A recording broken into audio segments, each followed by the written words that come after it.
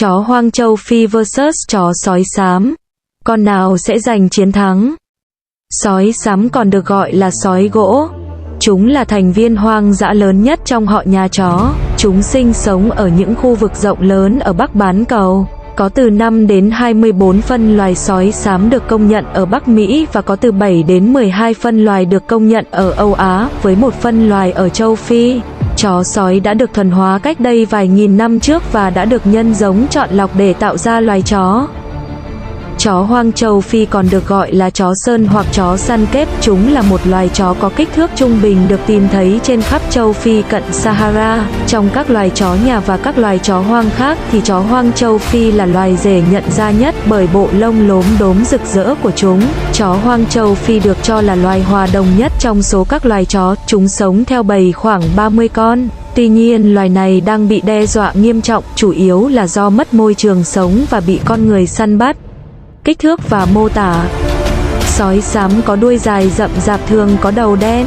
Màu lông của chúng thường là sự pha trộn giữa màu xám và nâu với các dấu hiệu trên mặt và mặt dưới có màu trắng đục, nhưng màu sắc có thể thay đổi từ trắng đặc sang nâu hoặc đen. Sói có kích thước khác nhau tùy thuộc vào nơi chúng sinh sống. Những con sói ở phía Bắc thường lớn hơn những con ở phía Nam. Cơ thể sói có chiều dài trung bình từ 91,44 đến 152,4 cm và đuôi của chúng thường dài từ 30,48 đến 60,96 cm.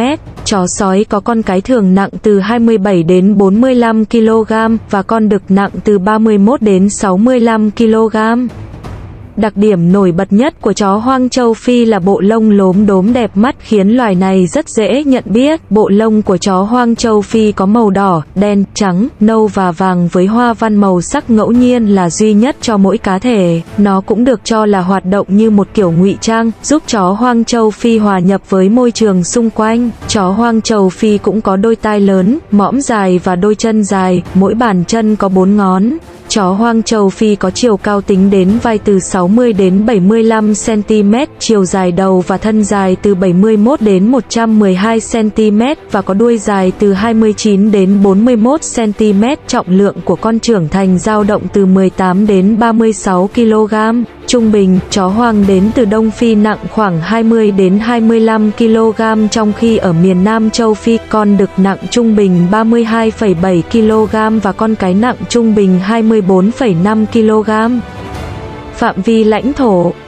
Trong lịch sử, phạm vi lãnh thổ của sói xám bao phủ hơn 2/3 diện tích của Hoa Kỳ. Ngày nay, sói xám có quần thể ở Alaska, Bắc Michigan, Bắc Wisconsin, Tây Montana, Bắc Idaho, Đông Bắc Oregon và khu vực Yellowstone của Wyoming.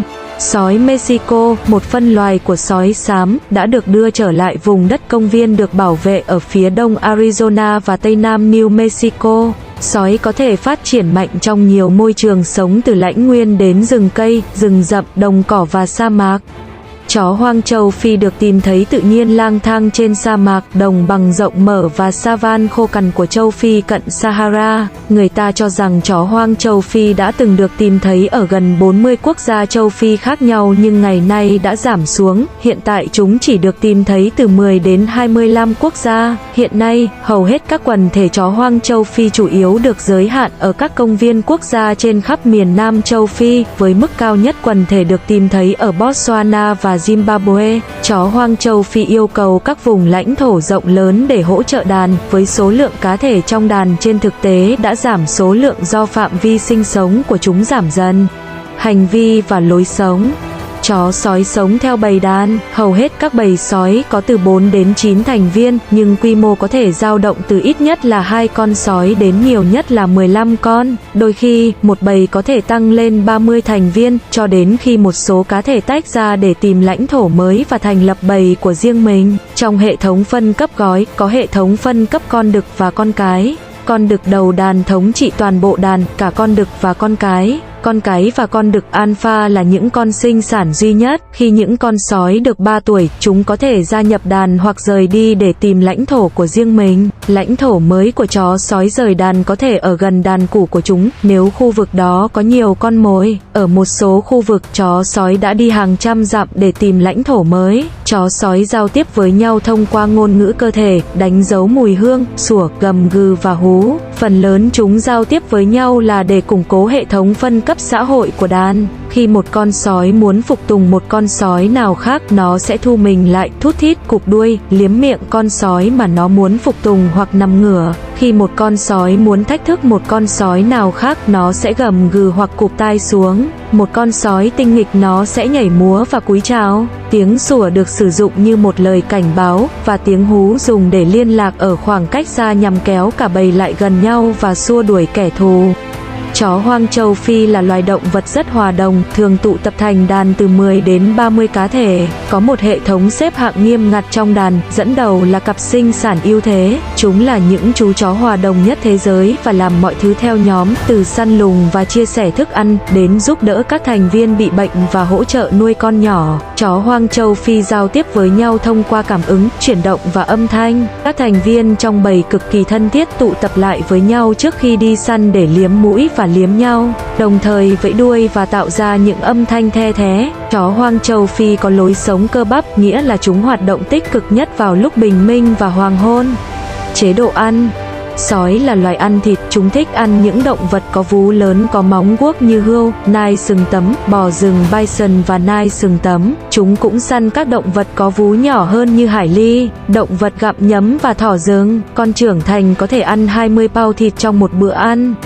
Chó hoang châu Phi là loài săn mồi ăn thịt và cơ hội, chúng săn những động vật lớn hơn trên đồng bằng châu Phi theo nhóm lớn của chúng. Chó hoang châu Phi chủ yếu săn các loài động vật có vú lớn như lợn rừng và nhiều loài linh dương. Chúng cũng ăn các loài gặm nhấm, thằn lằn, chim và côn trùng để bổ sung cho chế độ ăn của chúng. Chúng thậm chí còn được biết là săn những loài động vật ăn cỏ lớn hơn và dễ bị tổn thương do bệnh tật hoặc thương tích, chẳng hạn như linh dương đầu bò. Mặc dù con mồi của chó hoang châu Phi thường có tốc độ nhanh hơn chúng, nhưng cuộc rượt đuổi có thể kéo dài hàng dặm, và chính sức chịu đựng và sự kiên trì của loài chó hoang này đã khiến cho cuộc đi săn của chúng thành công. Cùng với khả năng duy trì tốc độ của chúng, đi săn theo bầy cũng có nghĩa là chó hoang châu Phi có thể dễ dàng dồn con mồi vào góc tường.